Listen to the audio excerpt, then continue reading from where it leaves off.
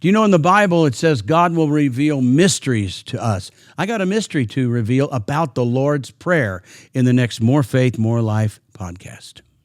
Hello, everyone, and welcome to another More Faith, More Life podcast, your voice of revival. We need revival in the land, and we tell you ingredients on here and other things from personal revival that you can get. Today, I want to reflect on something and get a fresh revelation on something. And kind of the bottom line of it is not just for Bible revelation or just more knowledge for you or for me or us, but it also is a reflection on what's going on in the world. And of course, the Middle East is in the news all the time, and the United States is being very supportive and has been, and I'm glad, of Israel. And I want you to get a fresh revelation of kind of where we are, maybe in a timetable a little bit in history, and base it on something that maybe we miss a little bit along the way. So I want to start off, when I talk about a fresh revelation, I want to start off with what we call the Lord's Prayer. When I was in the Methodist Church, a few years really young in the Nazarenes, and we moved to another city and ended up, there was a Methodist church close by, and we started going there. Well, the Methodist Church, I guess they still do it, but they had you repeat the Lord's Prayer every service. Every service you said it. There were a few other things you did every service too. You stood up and sang a certain song, "Glory be to the Father," and a little thing. And you did it every service. At the same time, every service, the organ would hit the chord and everybody stand up and sing it and sit back down. Well, we did the Lord's Prayer, but we didn't really understand, especially as a kid, I didn't understand the Lord's Prayer. And so maybe you don't either, or maybe it's just needs some fresh revelation. Okay, so let's start. Let's look at the Lord's Prayer. This is from Matthew 6. We know it. I can say it without looking at it. You probably can too. But obviously it starts out, "Our Father in heaven," location. "Hallowed be your name." Now, I've done a lot of teaching on the word hallowed, which is to be honored, to be praised, to be glorified. Because I never say the word hallowed. I never say it. I never pray it, unless I'm saying the Lord's Prayer.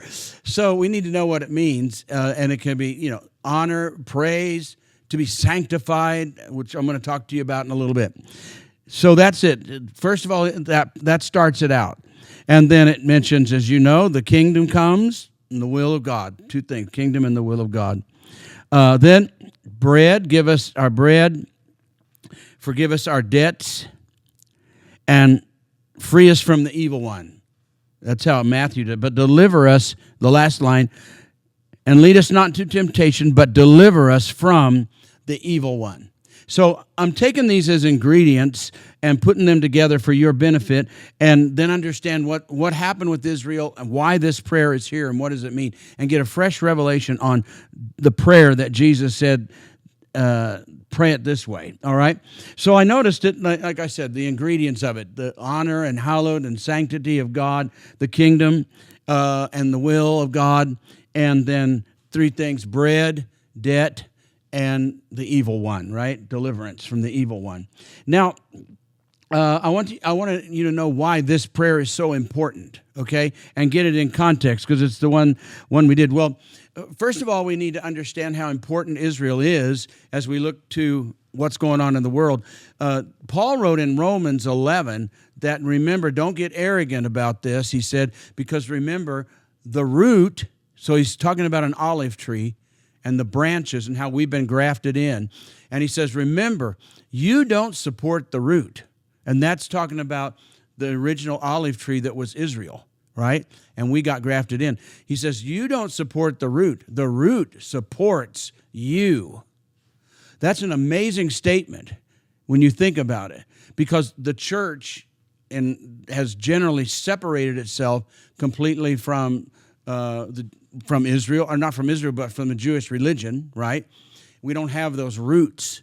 We're not rooted in Judaism like the Jews were when they were the first believers. So the root supports us. So that's why it's important to understand Israel, what's going on, because we're still a part of the same tree. According to Paul, I'm just saying that's what he said. According to Paul, some of the branches were cut off and we were grafted in, but some of the branches were still there, the original.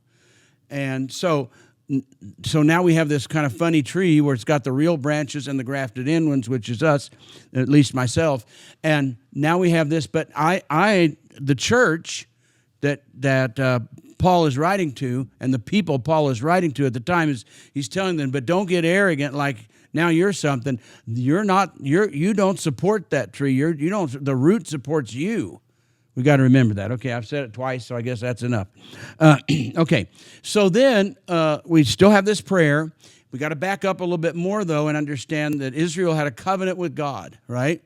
They were the covenant people of God. That's it. And so they had a covenant agreement, and we can just kind of keep it real basic. Love God with your heart, soul, mind, and strength, right? And then out of that loving God comes the biggest thing that was on God's heart and mind, and that is, don't have any other gods. Don't get another god. Don't trade me in for other gods or make me compete with other gods, okay? Well, they went into the land, and when they got into the land, they started picking up the gods of that country or that group, and it got in, and God didn't like it, and so now they have to deal with it. And what God did, He caused them to be in debt to them. They were now indebted to God because they had other gods, which was big. They didn't love God with their whole heart, and now they're indebted. And so the punishment for it, or the way to pay their debt, is God said, here's what's going to happen. You're going to get exiled to another country. You're going to be exiled because of these other gods. And then you're going to owe me, okay? And you're going to pay your debt by being in exile. And while you're in exile, then you're going to be obviously in captivity. But while you're in exile, then you're going to find the lack that you have is you lack bread. You don't have means of supporting yourself. You're in slavery or a servant in this other country. So you lack bread, you lack the means to support yourself. You have this debt that you created by having other gods, and now you started getting interested in their other gods, and instead of you seeing, I like serving other gods, he says, you're going to end up serving them. You're going to come under the power of these other gods. And so that's what it said. And when I read it in Ezekiel, in Jeremiah, where Jeremiah mentions that you're going to come under the power of other gods. And so that's what happened to him, okay? And then, though, they also have the promise, you're going to be exiled into another country, and you're going to have needs, you're going to be servants, you're going to be in slavery, you're going to be under the power of their demonic gods and all this kind of stuff. But then God promises in Ezekiel, that's what I was thinking about a minute ago, Ezekiel 36, he says, but I'm gonna let a certain amount of time, kind of like being in jail, I guess, a certain amount of time is going to pass, and the debt will then be considered paid. And then I will bring you back to the land, and we're going to kind of start over. I'll bring you back to the land and restore what you lost. I'm going to restore you, okay? Now, quickly, we have to understand that's the roots of what Jewish people thought before even the ministry of Jesus. So a lot of times when you read the Bible, you read the Gospels, particularly the words, not just of Paul, but the words of Jesus, we don't have the roots.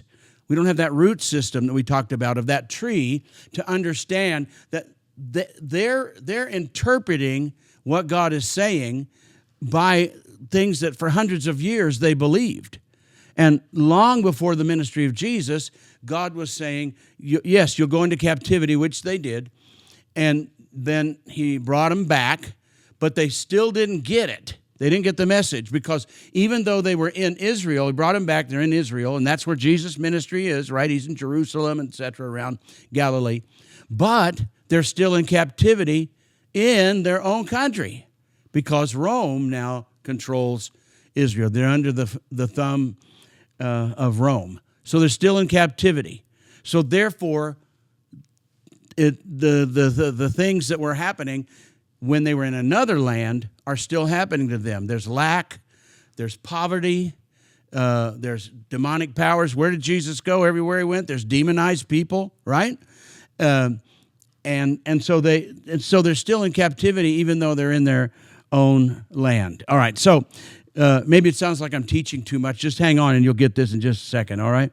So then God says, "But I'm going to bring you back, and I'm going to restore you." And they believe that hundreds of years before the ministry of Jesus, they believed in restoration. God is going to establish us in the land and restore to us our fortunes and the things that we lost. So they had. So back to the problem. They had debt. They had lack. They had no provision, and they had the power of other gods. All right, but God wants to bring them back and restore them. Okay. Now let's go back. Let's go back to the Lord's Prayer, all right, and see how it makes such good sense when he taught them to pray this and how their root system would interpret it a lot different than we who don't have that root. Okay, let's go back. So they're still in captivity, but they're in Israel in captivity under Rome, right? And they want to get out of the power under the power of Rome. That's a big deal in Jesus' day to the people. Okay, so he said, they asked us, teach us how to pray, and he does what we said, hallowed be thy name. I want to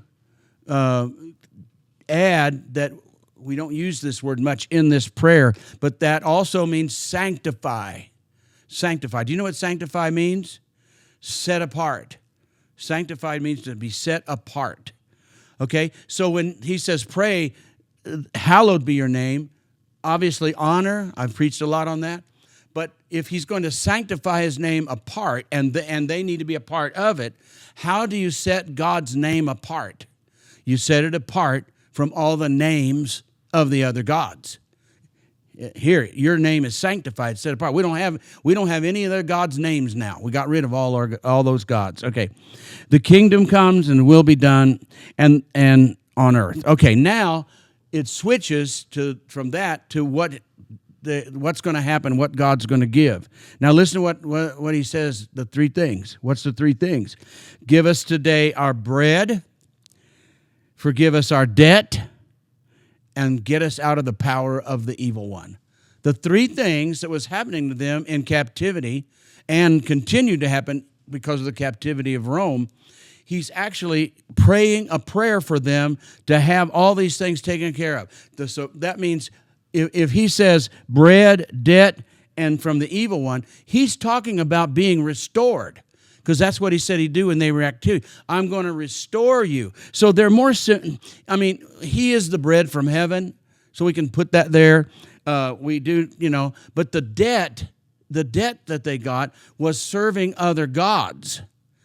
And so they said, forgive us of our debts. That means forgive us of that we served other gods, and now we're going to sanctify your name, and your name's not going to be on the roll call with other gods. You're it now.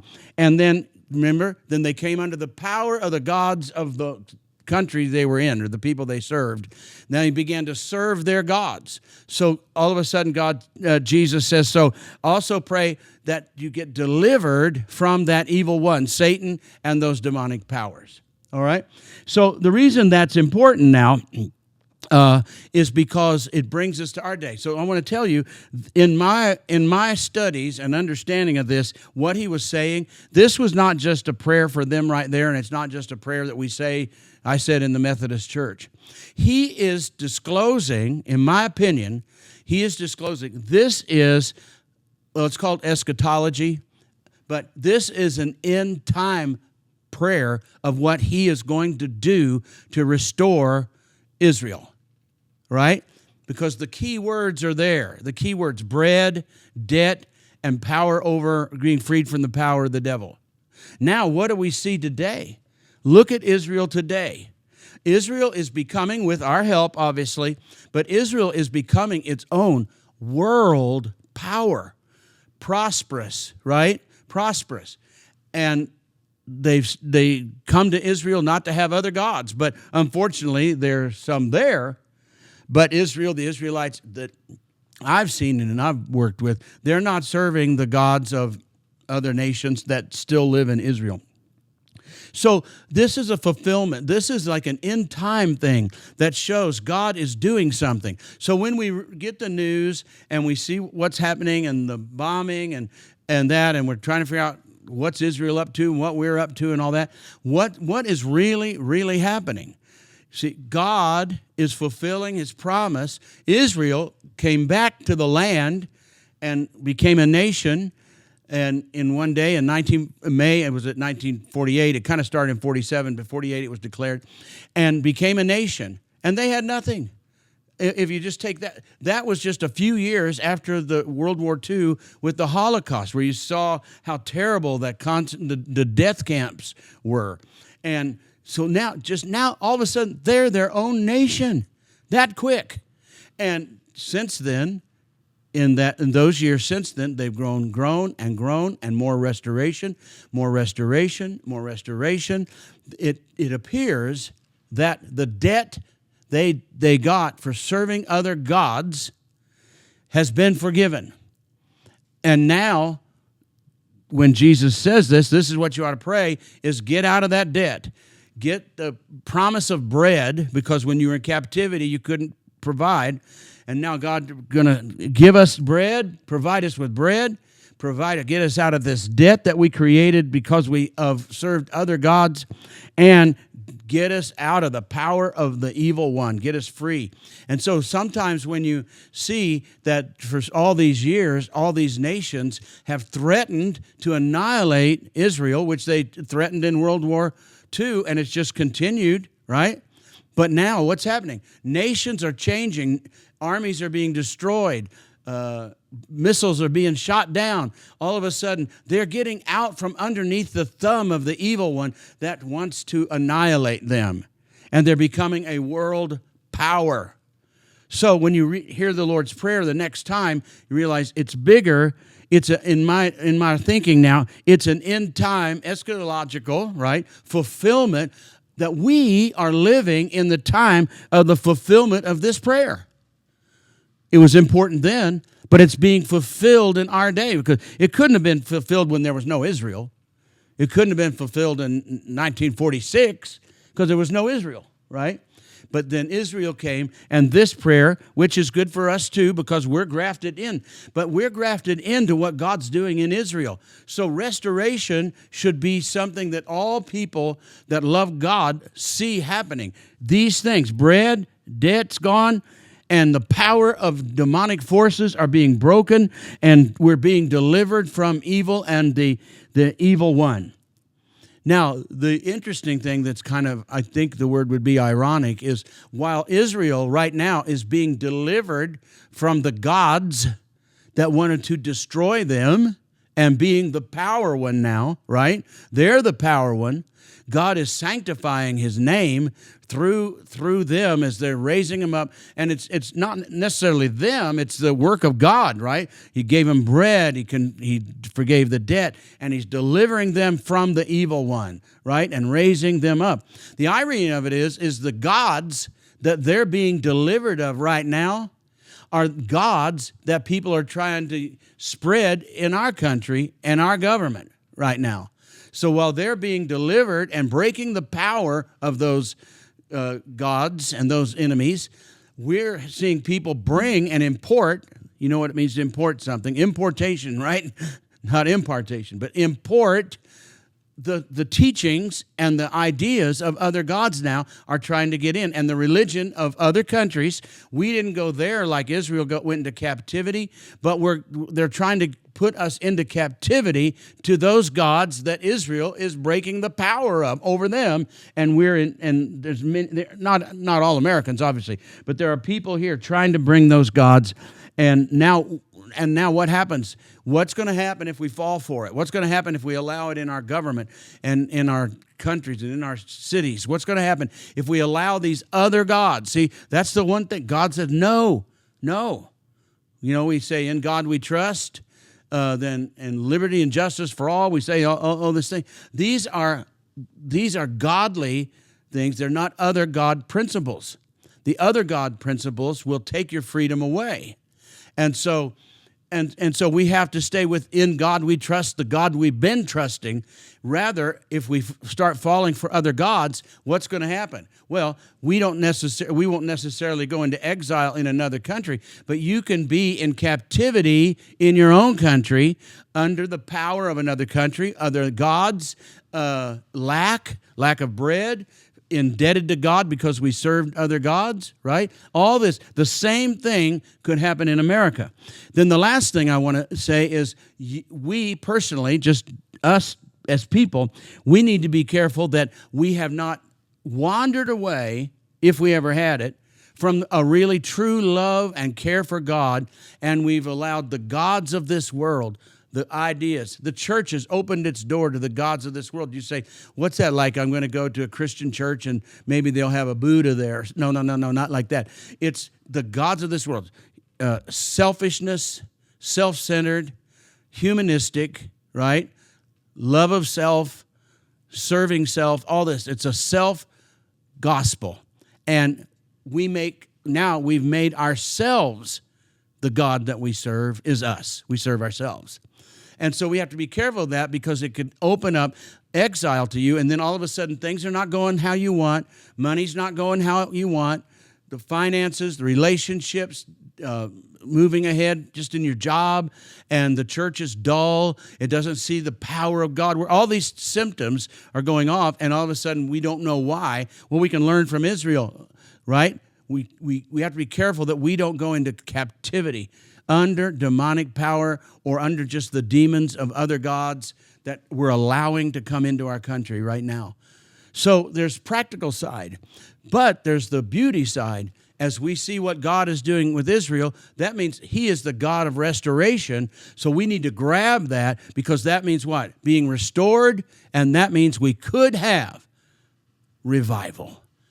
Revival. God says, I will restore to you and have a revival of the kingdom of God, a revival of plenty of bread, debt-free, right? And the powers of the darkness that try to put their thumb on us, the evil powers, they're gone. We've been delivered. We've been delivered from the evil one. It's called revival. It's a revival of God. It's a revival of the love of God.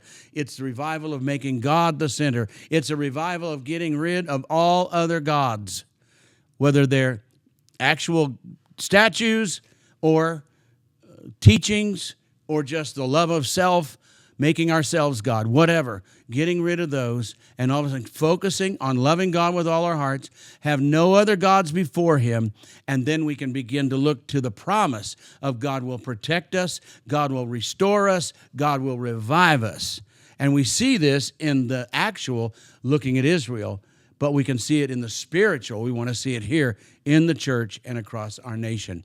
So the next time you say or read or talk about the Lord's Prayer, it's not just what he said, pray then. He is declaring prophetically.